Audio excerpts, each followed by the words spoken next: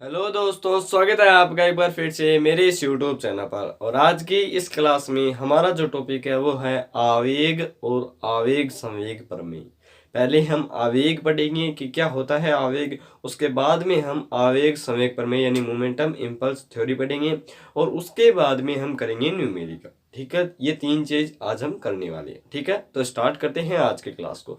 तो आज की क्लास में हमारा जो पहला टॉपिक है वो है आवेग, इसे इंग्लिश में कहते हैं इम्पल्स। ठीक है, ये क्या होता है इसको थोड़ा सा समझने की कोशिश करेंगे। ठीक है, वैसे ये संवेग यानी मोमेंटम के इक्वल ही होता है। ठीक है, इसकी डायमेंशन भी उसके इक्वल ही होती है। ठीक है, बस थोड़ा सा अंतर है। देखो, मैं आपको उदाहरण बताता हूँ। ठीक है, अब जैसे आप मैच देखते हैं, मैच देखते हैं ना, तो मैच में जैसे कोई बॉल आ रही है, बहुत फास्ट बॉल आती है, बहुत फास्ट बॉल आती है, तो जो आपका बैट्समैन होता है वो बहुत अल्प समय अंतराल के यानी 3-4 सेकंडों के अंदर जो है इस बैट को ऐसे घुमा देता है। और बैट को घुमा देने के बाद वो जो बॉल है वो बहुत दूर तक जाती है, यानी बहुत दूर तक। ठीक है, बाउंड्री के पार चली जाती है। इतना खतरनाक वो बल लगाता है, कितने सेकंडों के अंदर, 3 या 4 सेकंडों के अंदर वो बैट को ऐसे करता है और वो बॉल जाती है बहुत दूर तक, बहुत दूर तक। यानी बहुत बड़ा बल था, बहुत बड़ा बल था, तभी जाकर वो बॉल इतनी दूर गई। और समय अंतराल कितना था? समय अंतराल बहुत कम था। समय कितना था? बहुत कम था। तो जब किसी बहुत कम समय अंतराल में जिसने बड़ा बल गया तो वस्तु बहुत दूर चली गई। ठीक है, ये उदाहरण हो गया। यानी जितना ज्यादा बड़ा बल होगा उतनी वस्तु दूर जाएगी और कम समय अंतराल में। ठीक है, अच्छा, आप जब बॉल लेकर के किसी दीवार के ऐसे टकराते हैं उसे, तो वो बॉल भी जो है बहुत कम सेकंड के अंदर जो है टकरा कर वापस आ जाती है। और हम जिस वेग से फेंकते हैं वो उससे तेज आती है ना। तो उसमें भी जो है समय अंतराल बहुत कम है, लेकिन फोर्स क्या है? बहुत ज्यादा है। तो ऐसे जो फोर्सेज होते हैं ना, जो बैट्समैन ने लगाया, जो दीवार ने लगाया बॉल के ऊपर, इन फोर्सेज को हम कहते हैं आवेगी बल। क्या कहते हैं? आवेगी बल। क्या कहते हैं? आवेगी बल। ठीक है, और ये जो आवेगी बल होता है इसका जो प्रभाव होता है उसे हम आवेग कहते हैं। कि बॉल जो है इस आवेग से गई और वापस जो बॉल है इस दीवार से टकराकर इस आवेग से आई, तो इस प्रभाव को हम क्या कहते हैं? आवेग कहते हैं। ये आपका सिंपल सा टॉपिक है। ठीक है, तो समझते हैं। ठीक है, सिंबॉलिक समझते हैं। ठीक है, आवेग इसे इंग्लिश में कहते हैं इम्पल्स। ठीक है, जब किसी वस्तु के ऊपर कोई बड़ा बल अति अल्प समय अंतराल यानी बहुत कम समय अंतराल के लिए, कोई 3 या 4 सेकंड के लिए आरोपित होता है यानी उस पर लगाया जाता है, तो वस्तु के संवेग में परिवर्तन हो जाता है। अब मान लो बॉल ऐसे टकरा करके जमीन से बॉल ऐसे आई, तो बैट्समैन ने उसे ऐसे डाल दिया, तो संवेग परिवर्तन हो गया ना। इसकी चाल कुछ और थी, यहाँ पर इसकी वेलोसिटी कुछ और है, तो इसके संवेग में जो है, इसके मोमेंटम में जो है चेंज हो जाता है। ठीक है, तो संवेग में परिवर्तन करता है, तो इसे आवेगी बल कहते हैं। आवेगी बल किसे कहते हैं? इस बड़े फोर्स को, इस बिग फोर्स को क्या कहते हैं? आवेगी बल कहते हैं। और इसके प्रभाव को जो है आवेग कहते हैं। ठीक है, ध्यान से सुनिएगा। जब किसी वस्तु पर कोई बड़ा बल अति अल्प समय अंतराल के लिए आरोपित होता है, तो वह वस्तु के संवेग में परिवर्तन कर देता है, चेंज इन मोमेंटम। ठीक है, और इसे ही हम आवेगी बल कहते हैं। इसके प्रभाव को हम आवेग कहते हैं। जैसे ही वो बैट्समैन बहुत बड़ा फोर्स लगाएगा, तो उसकी जो मोमेंटम है उस बॉल के, उसमें चेंज हो जाता है, और इस प्रभाव को हम क्या कहते हैं? आवेग कहते हैं। सिंपल सा कॉन्सेप्ट है। जब आप किसी बॉल को ऐसी दीवार से टकराओगे तो दीवार भी टकरा कर वापस आ जाएगी, तो उसके मोमेंटम में चेंज हो जाएगा। ये भी सिंपल सा टॉपिक है। ठीक है, इसमें क्या होता है? प्रभाव होता है, दीवार प्रभाव लगाती है, दीवार क्या लगाती है? आवेगी बल लगाती है। आवेगी बल लगाने के कारण जो प्रभाव होता है उसे हम आवेग कहते हैं। ठीक है, तो ये सिंपल सा टॉपिक है, और इसे जो है हम आई से व्यक्त करते हैं, जो इसका नेम होता है इंग्लिश नेम आई से। ठीक है, अब देखो, आवेग किसके बराबर होता है? आवेग बराबर होता है इस बड़े बल और समय अंतराल के दोनों के गुणनफल के। बल गुणा समय अंतराल, समय अंतराल। फोर्स जो है, ये जो आपका आवेग है, इंपल्स जो है, ये बल और समय अंतराल के गुणनफल के बराबर होता है। ठीक है, तो हम शॉर्ट में इसकी डेफिनेशन और बना सकते हैं कि बल तथा समय अंतराल के गुणनफल को हम क्या कहते हैं? आवेग कहते हैं। तो हम इसे सिंबॉलिक रिप्रेजेंटेशन करें तो ये आई आ जाएगा। फोर्स को, बल को हम करते हैं एफ, और समय अंतराल को डेल्टा टी, यानी आई बराबर होता है एफ डेल्टा टी। आई बराबर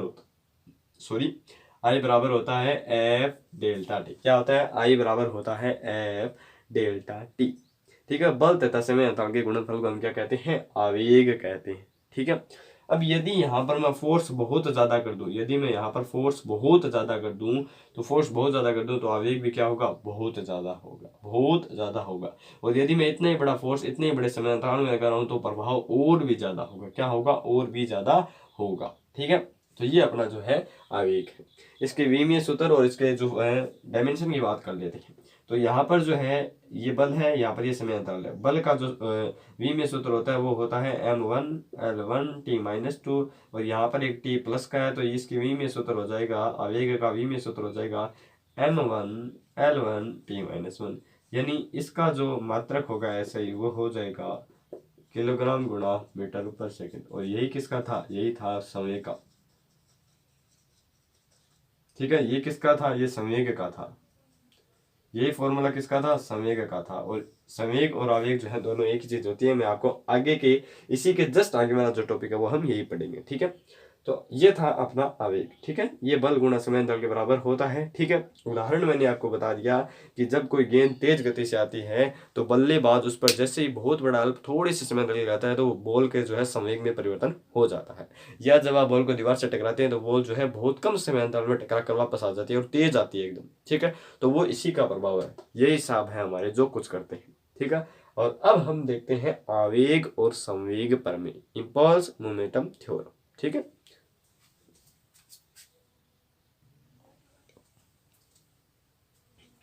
अब हमारा टॉपिक है आवेग संवेग प्रमेय यानी इंपल्स मोमेंटम थ्योरम।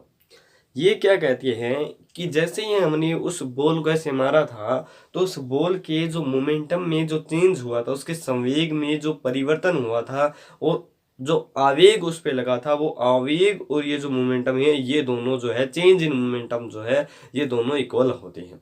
यानी जैसे ही हमने इस बॉल को मारा था तो उस बॉल के संवेग में परिवर्तन हुआ था ना, मैंने कहा था बॉल टकरा कर वापस आएगी तो उसके मोमेंटम में चेंज होगा। ठीक है, संवेग में परिवर्तन हुआ था और इस पर हमने एक आवेगी बल लगाया था। इस आवेगी बल के कारण जो प्रभाव होता है उसे हम आवेग कहा था। तो इस आवेग और ये जो संवेग में परिवर्तन हुआ था ये दोनों जो है इक्वल होते हैं, यही क्या कहती है, आवेग संवेग प्रमेय कहती है। यानी मान लो बॉल कोई संवेग से आ रही है, ठीक है, किसी एक संवेग से आ रही है, तो हमने जैसे ही उसमें मारा तो हमारी आवेग ने उस संवेग को चेंज किया। उस संवेग और इस संवेग दोनों में अंतर जो है वो इस आवेग के बराबर होता है, यही आवेग संवेग प्रमेय कहती है। ठीक है, ध्यान से समझने की कोशिश कीजिए। ठीक है, वैसे आगे न्यूमेरिकल कराऊंगा तो और अच्छे से समझ में आ जाएगा, इसका हम प्रूवमेंट भी करेंगे। ठीक है, तो आवेग संवेग प्रमेय इंग्लिश में कहते हैं इंपल्स मोमेंटम थ्योरम। ठीक है, इसके अनुसार जो है छोटा सा स्टेटमेंट है, इसके अनुसार किसी वस्तु के संवेग में परिवर्तन उसके आवेग के बराबर होता है या तुल्य होता है। ठीक है, स्टैंडर्ड डेफिनेशन है अकॉर्डिंग टू फिजिक्स। ठीक है, तो किसी वस्तु के संवेग में परिवर्तन उसके आवेग के तुल्य होता है। यानी किसी भी वस्तु के संवेग में अगर परिवर्तन हुआ है तो उस पर फोर्स लगा है, और फोर्स लगने के कारण जो आवेग हुआ है उस आवेग और ये संवेग में परिवर्तन जो है ये दोनों आपस में क्या होते हैं, इक्वल होते हैं। यही क्या कहती है, आवेग संवेग प्रमेय कहती है। यानी हम इसको प्रतीक में ऐसे लिख सकते हैं कि संवेग में परिवर्तन, पहले संवेग हम मान लेते हैं P1, P1 से संवेग हो गया P2, आवेग मान लेते हैं हम I। तो संवेग में परिवर्तन यानी P2 minus P1 is equal to होगा आवेग के संवेग में परिवर्तन उसके आवेग के तुल्य होता है। तो संवेग में परिवर्तन उसके आवेग के तुल्य होता है। इसे हम ऐसे लिख सकते हैं delta P is equal to I। यही क्या होती है, आवेग संवेग प्रमेय होती है। शॉर्ट में हम ऐसे भी कह सकते हैं delta P is equal to I। क्या कह सकते हैं, delta P is equal to I। ठीक है, ऐसे हम कह सकते हैं। और ये क्या होती है, आवेग संवेग प्रमेय होती है। इसके ऊपर हम न्यूमेरिकल करेंगे तो और अच्छे से आपको समझ में आएगा। ठीक है, अब हम इसका करते हैं प्रूवमेंट कि ये किस तरीके से आया। तो हमने कल हमने जो है गति के नियम वाला जो हमने पिछली क्लास में हमने जो अपना पढ़ा था, ठीक है, गति का जो हमने दूसरा नियम किया था, गति का जो हमने दूसरा नियम किया था उसमें हमने फॉर्मूला निकाला था, डिराइव किया था, ए बराबर होता है एम ए। ये फॉर्मूला हमने निकाला था पिछले क्लास में, निकाला था कि नहीं निकाला था, ए बराबर एम ए हमने निकाला था। उससे पहले हमने लिखा था D by D T of D P is equal to होती है फोर्स। ठीक है, वैसे यहाँ पे कांस्टेंट आता था और कांस्टेंट को हमने एक माना था, तो dp by D t is equal to F. ये दोनों हमने पीछे वाले क्लास में किए थे। अगर ये आपको समझ में नहीं आ रही है तो डिस्क्रिप्शन में लिंक मिल जाएगी, वहां पर जाकर उस क्लास को देख सकते हैं। ठीक है, ये पीछे वाले क्लास में हमने किए थे और इसी का उपयोग इसमें करके हम इसको प्रूव करेंगे। ठीक है, तो ध्यान से देखिएगा, एफ बराबर होता है एम ए और ये हमने किया था। तो यहाँ पर हम डी को जो है डेल्टा में चेंज कर सकते हैं। इस डी को हम ऐसे लिख सकते हैं delta p by delta t is equal to force. इससे हम चेंज कर सकते हैं, delta p by delta t is equal to F, ऐसे हम चेंज कर सकते हैं। फिजिक्स के अंदर डी को डेल्टा लिख सकते हैं, ठीक है। तो delta p by delta t is equal to F, ये हमने किया था। ये किसके अनुसार है? ये according to second law of motion है, ठीक है। According to second law of motion, second law of motion, ठीक है। ये गति के दूसरे नियम के अनुसार, ठीक है। अब हमने अभी अभी पढ़ा था, जस्ट अभी हमने पढ़ा था आई बराबर होता है एफ गुणा डेल्टा टी, अभी अभी पढ़ा था। समय अंतराल तो समान ही होगा ना, समय अंतराल दोनों में समान लिया, ठीक है। अभी अभी हमने पढ़ा था आई बराबर होता है एफ डेल्टा टी। यहाँ से हम एफ की वैल्यू निकालते हैं, ठीक है। यहाँ से हम एफ की वैल्यू निकालेंगे तो एफ की वैल्यू आएगी आई बटे डेल्टा टी, आई बटे डेल्टा टी। ये कहाँ से आया? ये है according to impulse momentum theorem, according to impulse momentum theorem, ठीक है। ये आ गया। दोनों इक्वेशन को बराबर में रख सकते हैं क्योंकि दोनों की एक तरफ क्या है? फोर्स है। तो एक इक्वेशन इसको दे सकते हैं, एक इक्वेशन इसको दे सकते हैं और लिख सकते हैं फ्रॉम इक्वेशन 1 एंड 2, ठीक है।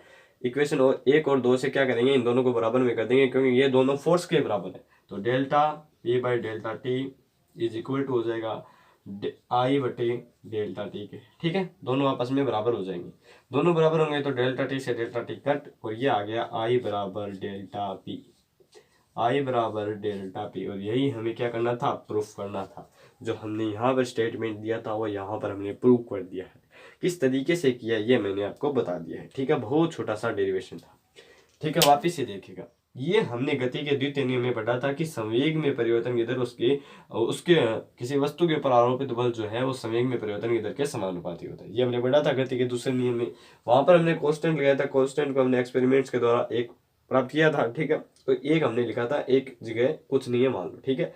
तो ए बराबर हो गया delta p by delta T के, ठीक है। इसको हमने ऐसे लिख लिया। फिर अभी अभी हमने पढ़ा था कि आई बराबर होता है गुणा डेल्टा टी। एफ की वैल्यू यहाँ से निकालेंगे तो आई बटा डेल्टा टी आ जाएगा, जो यहाँ पे लिख दिया। इक्वेशन 1 और इक्वेशन 2 को दोनों को जब इक्वल रखेंगे तो ये और ये आपस में बराबर हो जाएंगे। डेल्टा से डेल्टा टी कट गया और आई बराबर आ जाएगा डेल्टा पी। यानी संवेग में परिवर्तन किसके बराबर होता है? आवेग के बराबर होता है। दोनों एक ही चीज है, ठीक है। तो ये हमारी थी आवेग संवेग प्रमेय और इसे हमने प्रूव भी कर दिया है, ठीक है।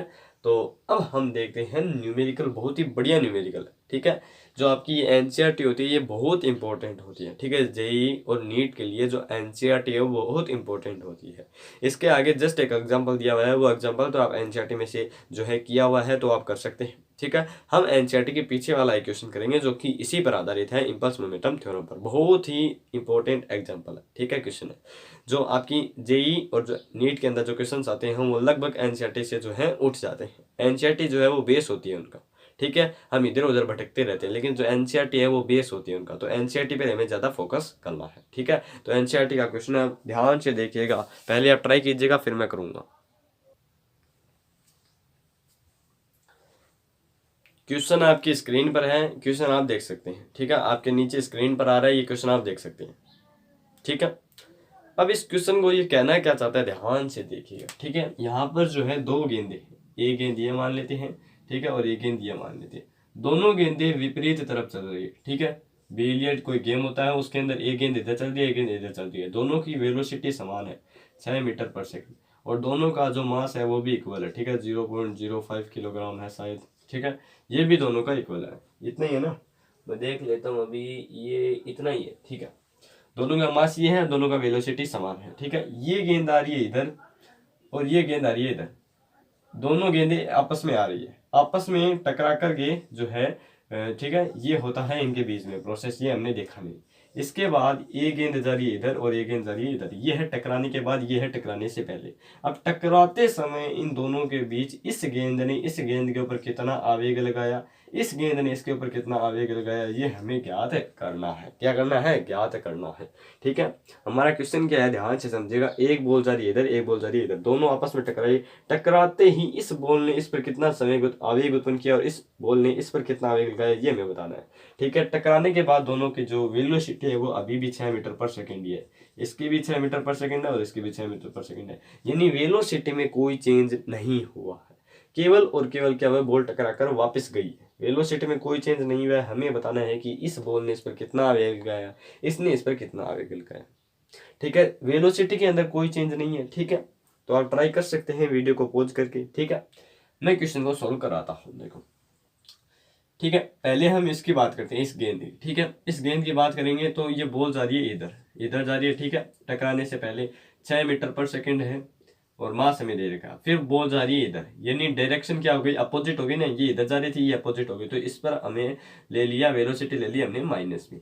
ठीक है, तो संवेग में परिवर्तन किसके बराबर होता है, हमें आवेग ज्ञात करना है। तो संवेग में परिवर्तन किसके बराबर होता है, आवेग के। तो संवेग में यहाँ पर परिवर्तन हो रहा है तो हम उससे क्या निकालेंगे, आवेग निकालेंगे। तो डेल्टा पी यहाँ पर हम निकाल रहे हैं और डेल्टा पी किसके इक्वल हो जाएगा, आई की। ठीक है, डेल्टा पी होता है P2 माइनस P1, P2 होता है M V2 minus M V1, चूंकि M इक्वल है इसलिए M कॉमन ले लेंगे, V2 माइनस V1। ठीक है, M। अब देखो V2 क्या है, माइनस का 6 मीटर पर सेकेंड है तो माइनस का 6 मीटर पर सेकेंड। ठीक है, इसको रहने देते हैं, बाद में लिख देंगे।